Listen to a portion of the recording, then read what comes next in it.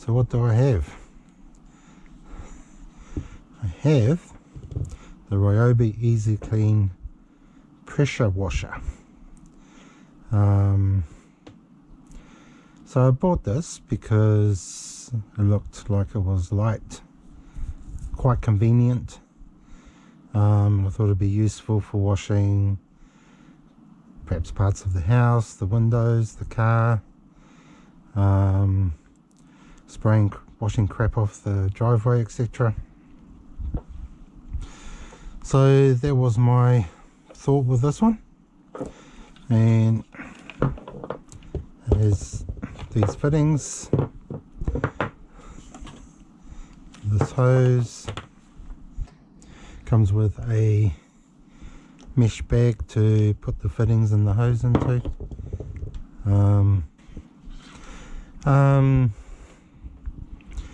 I have had a bit of a use of it, and I did look at some of the reviews. Most people seem to quite like it. A couple of complaints about the lack of pressure. So this has a pressure output of 320 psi.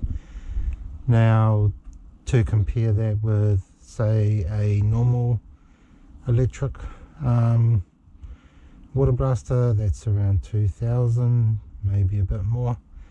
So you can't expect it to perform the same as a mains powered water blaster, but it does what it's meant to, I found.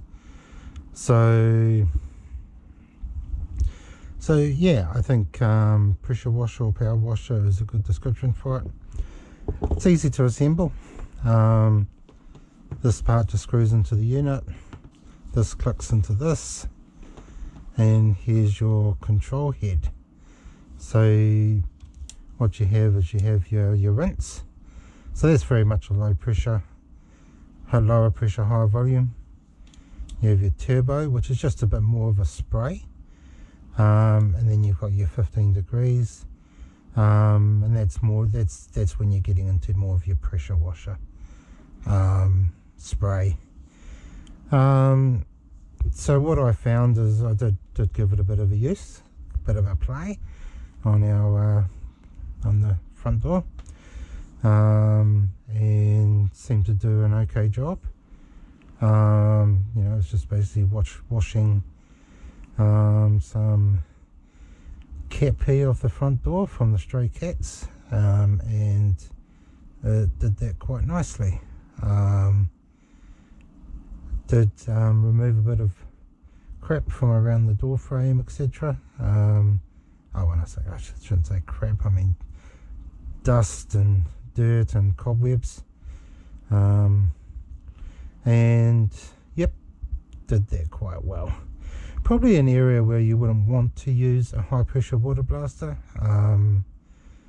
I've found in the past you're quite likely to actually damage the surface of the concrete, and potentially your paintwork on the wood. So there's certainly a need for it there. Haven't tried it on the car yet. That's the next thing I want to do.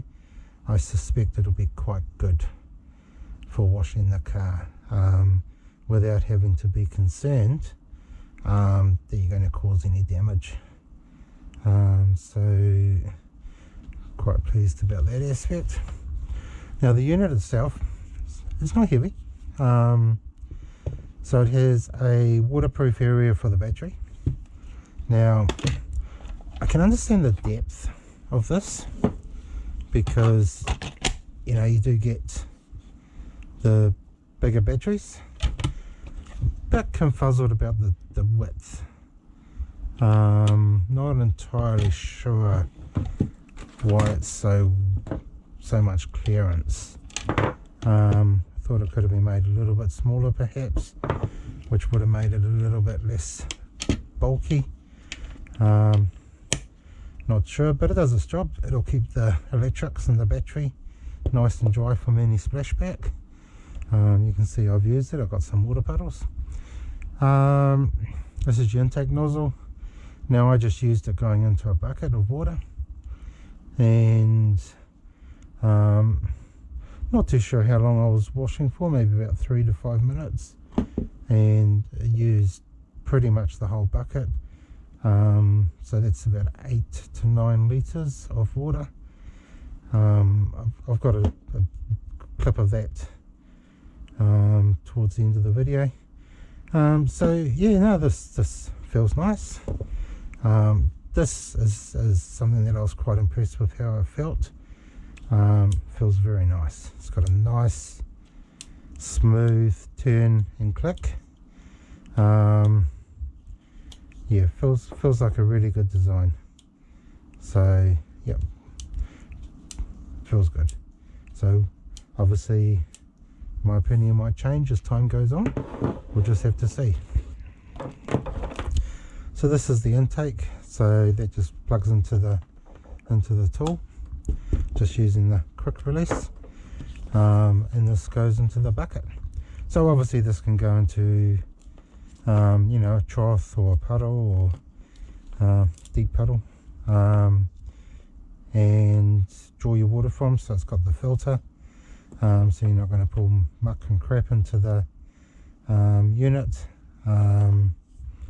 And if you unscrew this can go onto a supply tap. It does say in the manual not to plug it into a drinking water supply.